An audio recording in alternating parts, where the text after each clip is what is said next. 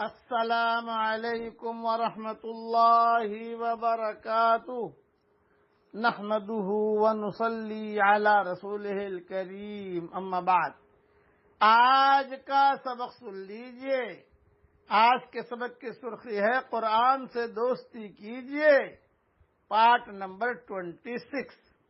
عبداللہ ابن عباس رضی اللہ تعالیٰ عنہ روایت کرتے ہیں کہ رسول اللہ صلی اللہ علیہ وسلم نے ارشاد فرمایا، جس شخص کے دل میں قرآن کریم کا کوئی حصہ بھی محفوظ نہیں، جس شخص کے دل میں قرآن کریم کا کوئی حصہ بھی محفوظ نہیں، وہ ویران گھر کی طرح ہے، یعنی جیسے مکان کی رونق اور آبادی رہنے والے سے ہے، ایسے ہی انسان کے دل کے رونق